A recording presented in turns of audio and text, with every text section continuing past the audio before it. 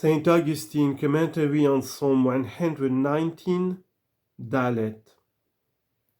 My soul cleaves to the pavement, O quicken you me according to your word. Verse 25. What does it mean, my soul cleaves to the pavement, O quicken you me according to your word? If we look upon the whole world as one great house, we see that the heavens represent its vaulting, the earth, therefore, will be its pavement. He wishes, therefore, to be rescued from earthly things and to say with the Apostle, our conversation is in heaven. Philippians 3:20. To cling, therefore, to earthly things is the soul's death, the contrary of which evil life is spread for when he says, O quicken you me.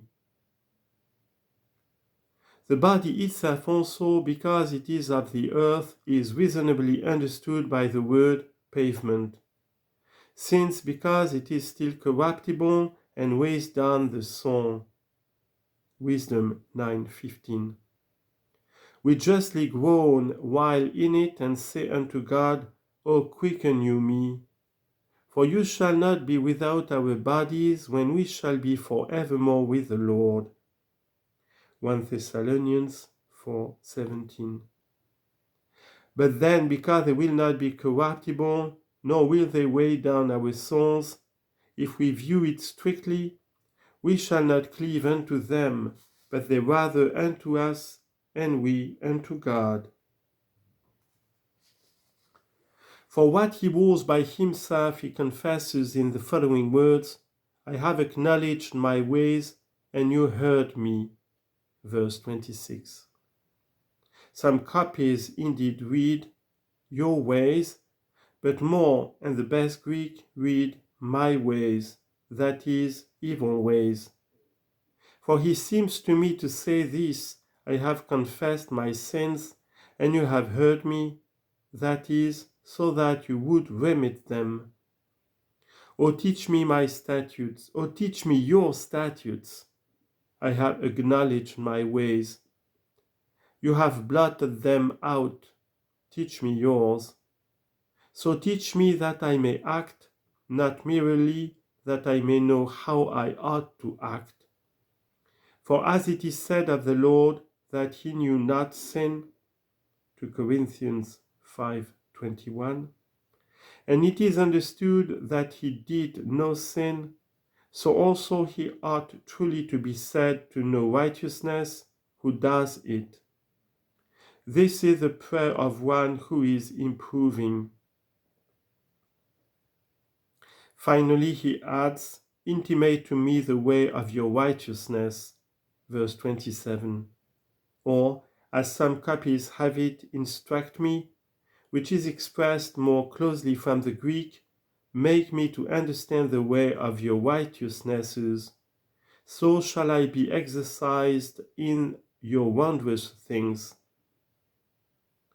These higher commandments, which he desires to understand by edification, he calls the wondrous things of God.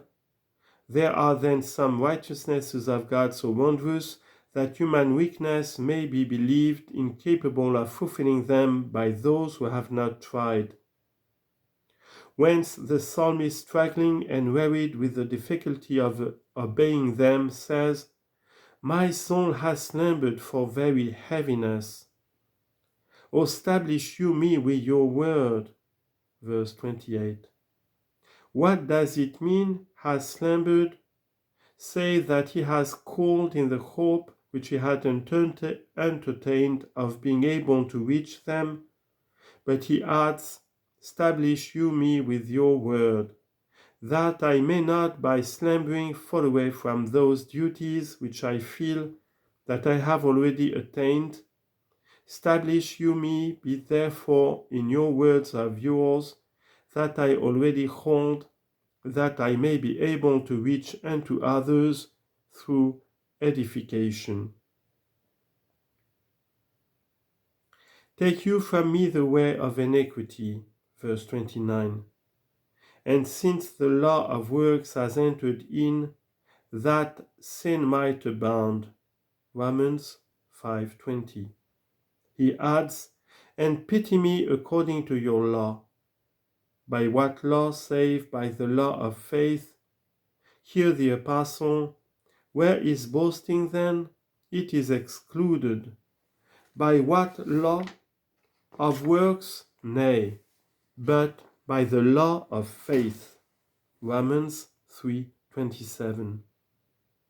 This is the law of faith whereby we believe and pray that it may be granted us through grace, that we may effect that which we can fulfill through ourselves, that we may not, ignorant of God's righteousness, and going about to establish our own, fail to submit ourselves unto the righteousness of God. Romans 10:3. But after he had said, and pity me according to your law, he mentions some of those blessings which he has already obtained, that he may ask others that he has not yet gained. For he says, I have chosen the way of truth, and your judgments I have not forgotten. Verse 30. I have stuck unto your testimonies, O Lord, confound me not. Verse 31. May I preserve in striving toward the point whereunto I am running. May I arrive whither I am running.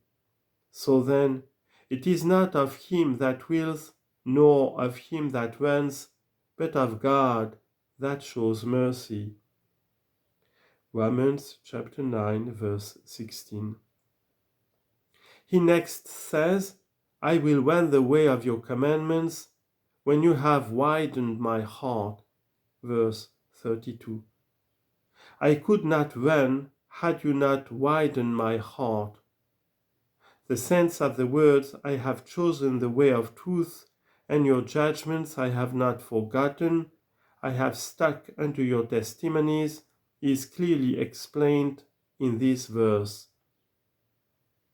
For this running is along the way of the commandments of God, and because he does allege unto the Lord rather his blessings than his own deservings, as if it were said unto him, how have you run that way by choosing and by not forgetting the judgments of God and by sticking to his testimonies?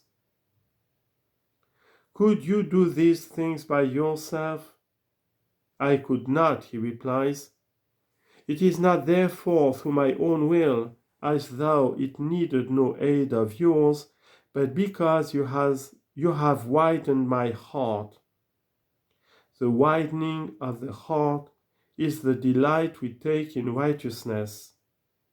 This is the gift of God, the effect of which is that we are not straitened in his commandments through the fear of punishment, but widened through love and the delight we have in righteousness.